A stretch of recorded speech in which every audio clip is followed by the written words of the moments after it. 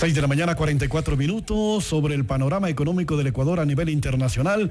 Vamos a dialogar a esta hora en nuestra mesa de trabajo con Pablo Lucio Paredes, analista económico.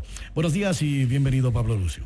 Buenos días, encantado de estar aquí, de conversar de estos días difíciles, complicados de la ciudad y del país. ¿Cómo nos ve el mundo entero, economista, ahora luego de una semana de paralización? Bueno, mira, obviamente ustedes siempre están mirando el mundo, ya que ese es el nombre de la radio, pero yo diría que más allá de lo que nos mira el mundo, la pregunta es cómo nos miramos nosotros mismos, ¿no? ¿Qué está pasando? ¿Qué ha pasado? ¿No? ¿Por qué hemos llegado a estos desmanes tan dramáticos? Que creo que probablemente es la vez que más hemos visto este tipo de situaciones, de saqueos, de secuestros, de tanta cosa, de tanta violencia, que como sociedad es muy penoso, ¿no? Bueno, le hacía la consulta porque el gobierno del presidente Moreno ha dicho en reiteradas ocasiones que están trabajando para conseguir inversión extranjera. ¿Qué pasa ahora con ese trabajo realizado luego de esta semana? ¿Querrá algún país, a lo mejor, que estaría interesado en construir la nueva refinería, venir y dejar su dinero aquí? Mira, yo creo que todo esto complica las cosas, pero la verdad que situaciones como esta hay en casi todas partes del mundo, ¿no? Colombia vivió y todavía vive de cierta manera, ya son 60, 70 años, no de desmanes de una semana, sino básicamente una guerra interna, una guerra civil, ni se diga el Perú en la época de Sendero Luminoso, en fin, son problemas. Al final la gente sabe que si hay oportunidades de hacer algo útil, como la refinería, si es que lo es, la gente lo va a acabar haciendo. Pero digo, yo creo que realmente el tema hacia afuera es importante, pero creo que el tema más importante es casa adentro. ¿Qué ha pasado? ¿Qué hemos hecho? ¿Y qué vamos a hacer? ¿No? El gobierno, ustedes conversaban hace un momento, acaba de proponer ciertas medidas compensatorias para el sector agrícola. En fin, hay que dialogar, hay que caminar.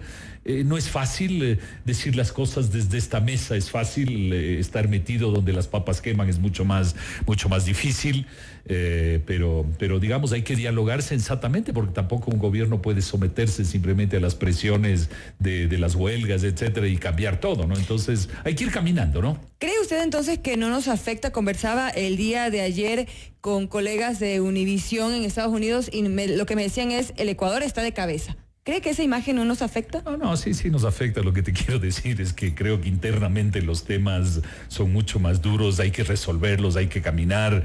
Todo afecta, por supuesto, pero digo, siempre hay que recordar una cosa importante: el 80% de la inversión en cualquier país del mundo es inversión de los propios. 10, 15, 20% es inversión extranjera. Por eso digo, siempre hay que mirar, y cuando hablamos, por ejemplo, del riesgo país, el riesgo país que se mide es un riesgo que tiene que ver con la capacidad de pago de la deuda hacia el exterior, que es un tema importante. Pero más importante que esa medida de riesgo país es la medida interna nuestra, de decir, a ver, cómo yo como ecuatoriano mido el riesgo que representa el Ecuador. Yo me lanzo a invertir, me lanzo a contratar, hago las cosas o no, o tengo un esquema que permite o que no permite. Por eso digo, siempre hay que volver sobre el tema, o al menos yo creo, siempre hay que volver sobre el tema del riesgo interno de las cosas, cómo las hacemos, cómo no las hacemos. Economista Paredes, en Ecuador el gasto de subsidios equivale al 50% del PIB y a toda la deuda del país. Entonces, le pregunto, ¿es necesario retirar los subsidios a los combustibles, ya que con la medida se podría recuperar unos 2.270 millones de dólares el próximo año? La cifra que se ha dado con el subsidio a los combustibles es de alrededor de 1.500, porque no se está eliminando, por ejemplo, el gas.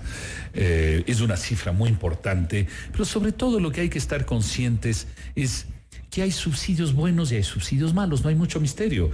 La educación es un subsidio, por supuesto que es un subsidio, porque hay la escuela que funciona, que cuesta, el maestro cuesta, todo cuesta, y sin embargo al niño no le cobras, al niño de más bajos recursos. Es un subsidio, pero es un buen subsidio. El subsidio a la salud es un buen subsidio.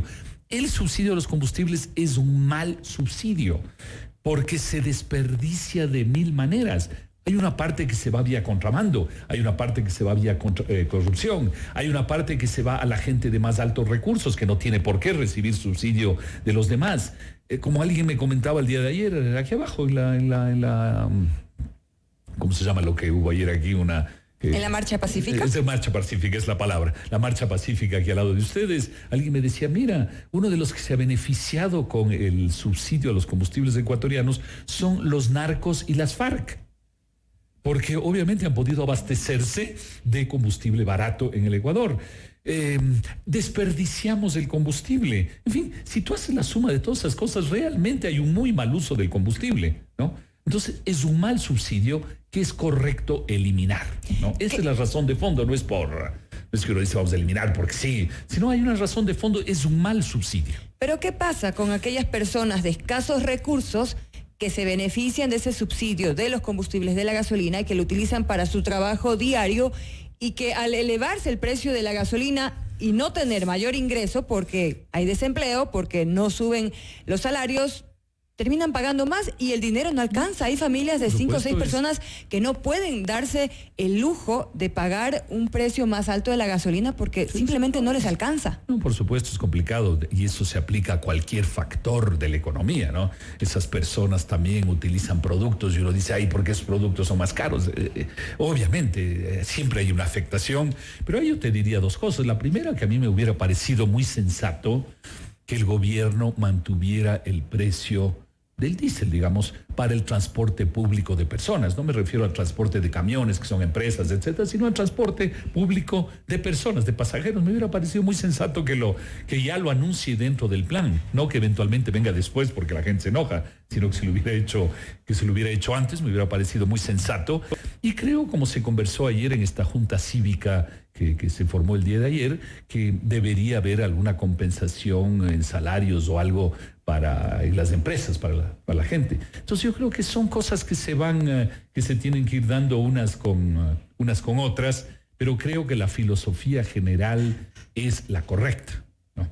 El tema, por ejemplo, que ustedes acaban de conversar del sector agrícola, todas las cosas que se dicen que se van a hacer, digamos, en este nuevo plan agrícola de compensación, son cosas muy sensatas, ¿no? Que uno también dice, ¿y por qué no se las pensaron hace 10 días cuando se iban a anunciar el plan? Insisto, siempre es más fácil decir las cosas desde aquí sentados que desde donde las cosas son difíciles, pero esas cosas se debió haber pensado de antemano. Los problemas, mira, el sector agrícola, yo no soy agricultor, yo no sé nada de agricultura. Lo que sí sé es que en el sector agrícola hay dos grandes problemas fundamentales.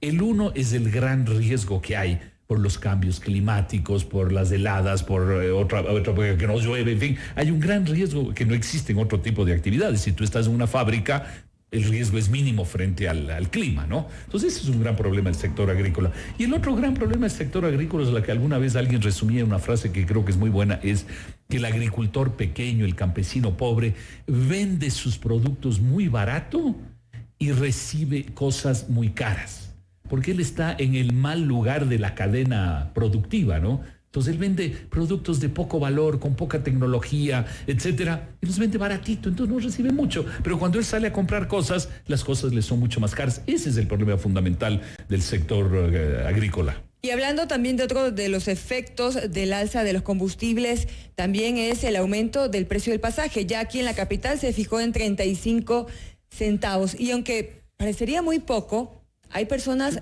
que no tienen esa cantidad. Escuchaba a una persona muy cercana que me decía, tenía que movilizarme de un lugar a otro. Es una señora de escasos recursos y me decía, solo tenía 85 centavos en mi cartera y me cobraron $1, pero tenía que trabajar.